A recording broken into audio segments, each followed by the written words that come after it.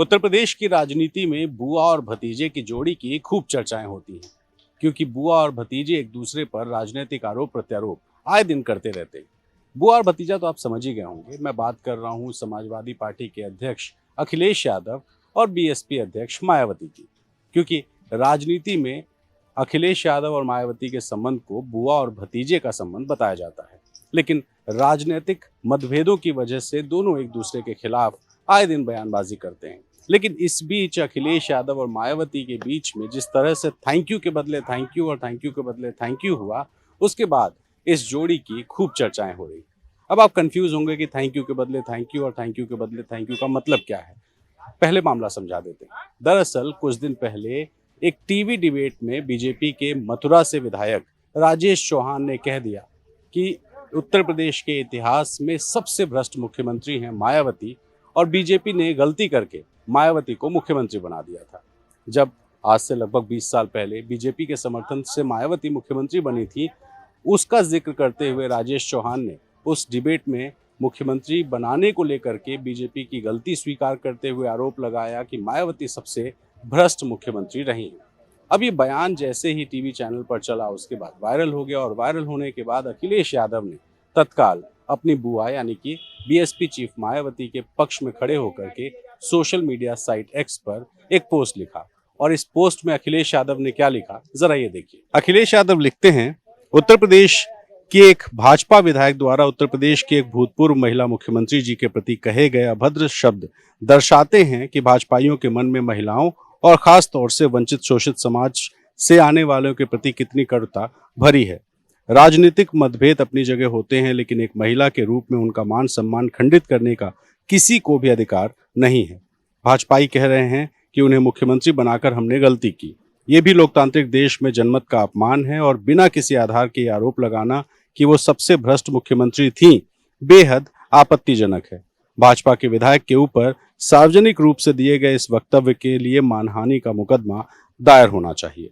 अब जैसे ही अखिलेश यादव ने अपने सोशल साइट पर यह कमेंट लिखा, इसके बाद मायावती को लगा कि उनके भतीजे ने उनके पक्ष में खड़े होकर के बयान दिया है, और इसलिए मायावती ने सोशल मीडिया साइट एक्स पर अपने भतीजे को जवाब देते हुए उनका आभार जताया। उन्होंने कहा कि जिस तरीके से बीजेपी के विधायक ने अनर्गल आरोप लगाए थे, उसको लेकर के समाजवादी पार्टी के मुखिया ने जो टिप्पणी की है, जो अपना मत रखा है, उसको लेकर के मायावती आभार जता रही है। अब बात यही खत्म नहीं हुई। जब मायावती ने आभार जताया, उसके बाद अखिलेश यादव ने फिर से आभार जताने के लिए सोशल मीडिया साइट पर मायावती को जवाब दिया। अब इस बीच में थैंक यू के बदले थैंक यू का जो मसला था, उसको लेकर के एक नई राजनीतिक चर्चा शुरू हो गई कि क्या समाजवादी पार्टी और बीएसपी एक बार फिर से साथ आ सकते हैं। ये सवाल इसलिए क्योंकि 1995 के गेस्ट हाउस कांड की घटना के बाद मान लिया गया था कि समाजवादी पार्टी और बीएसपी कभी साथ नहीं आ सकते, और ये इसको मिथ कहिए या एक राजनीतिक प्रतिबद्धता, लेकिन ये माना जाता था कि ये संभव नहीं है कि दोनों पार्टियां साथ हैं। लेकिन ये असंभव 2019 में संभव हुआ, जब लोकसभा के चुनाव आने वाले थे, और अचानक ये खबर आई कि अखिलेश यादव और मायावती के बीच में बातचीत हुई है और दोनों दलों में गठबंधन होगा।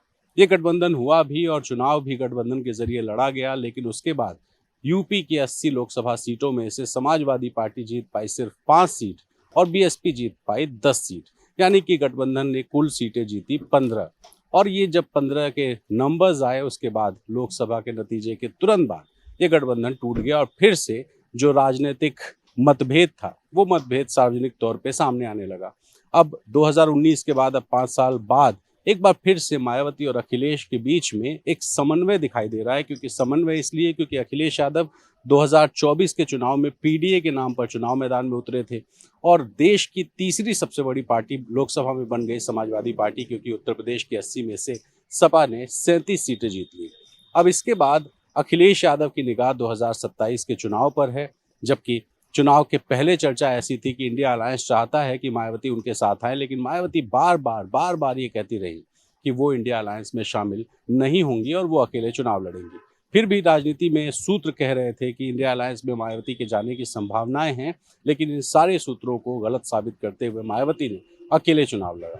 लेकिन नतीजा बेहद निराशाजनक रहा, कुछ वैसा ही जैसे 2014 में हुआ था। बीएसपी को 2014 में भी एक भी सीट नहीं मिली थी, यानी खाता नहीं खुला था, और 2024 में भी ऐसा ही हुआ जब बीएसपी का खाता नहीं खुला। अब इसके बाद जैसे ही अखिलेश यादव मायावती के पक्ष में दिखाई दिए, उसके बाद मायावती ने अपने भतीजे को थैंक यू कहा, तो अखिलेश यादव ने इस थैंक यू के बदले जब थैंक यू कह दिया तो राजनीति में चर्चाएं शुरू हुई।